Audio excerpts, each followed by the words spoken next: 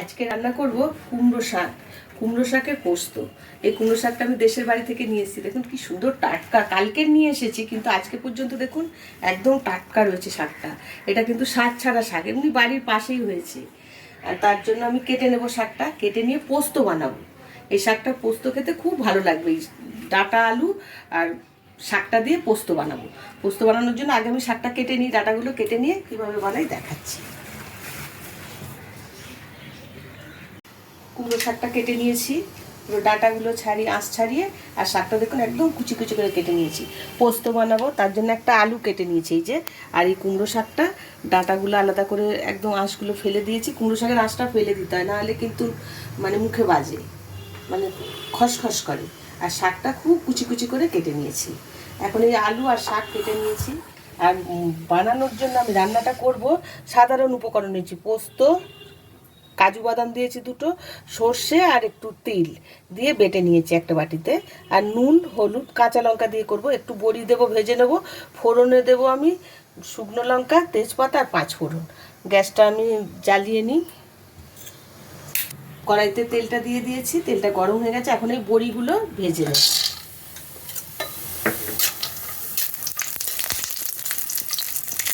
বড়িগুলো ভেজে নেব, এর মধ্যেই আমি আলুগুলো ছেড়ে দেবো।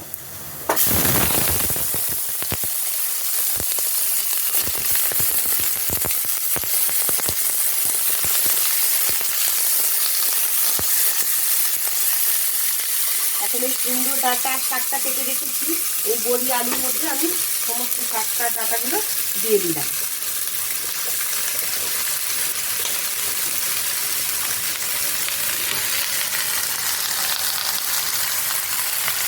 এই শাকের মধ্যে দেবো 1 চামচ নুন দেবো,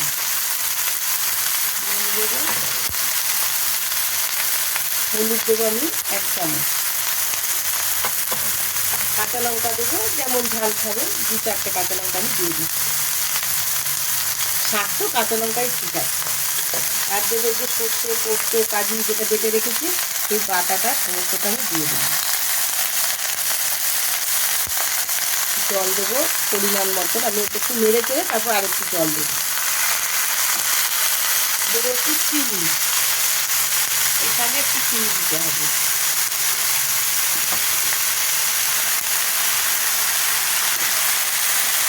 আমি এটা এখন পরিমাণ মতো জল দিয়ে দিলাম। এটা সিদ্ধ হওয়া পর্যন্ত জল দিয়ে আমি 4-5 মিনিট ঢেকে দিলাম।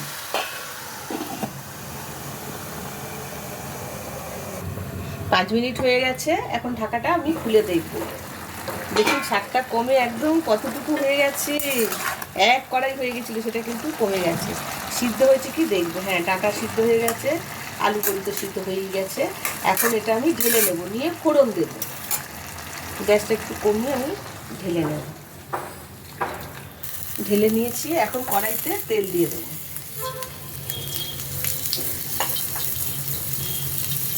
দেবো একটা তেজপাতা আর একটা শুকনো লঙ্কা ফোড়নে দিলাম।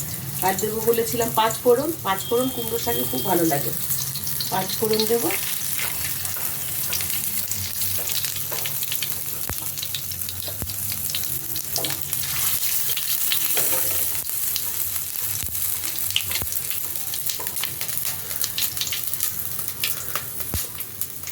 ফোড়নটা হয়ে গেছে,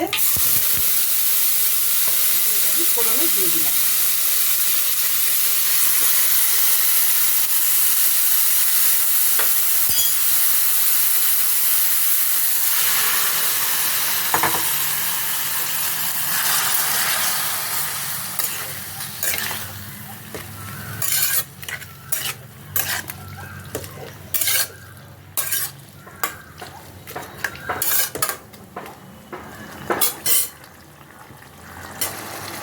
শাকটা ফোড়ন দিয়েছি, ফুটে গেছে দেখুন, একটু ঝোল ঝোল ভাব আছে। আমি কিন্তু এটার মধ্যে এখন দেবো 1 চামচ চালের গুঁড়ো। চালের গুঁড়ো 1 চামচ জাস্ট ছড়িয়ে দেবো। এটা দিলে খুব ভালো হয় খেতে। এইভাবে শাশুড়ি মা এইভাবে কুমড়ো শাককে পোস্ত করতেন, সেটা দেখেই আজকে করলাম।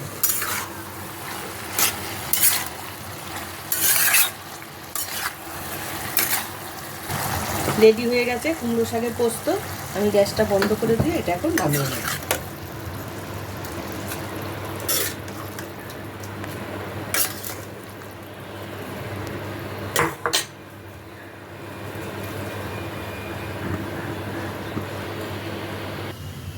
রেডি হয়ে গেছে কুমড়ো শাকের পোস্ত। এই কুমড়ো শাকটা খেতে খুব ভালো লাগবে।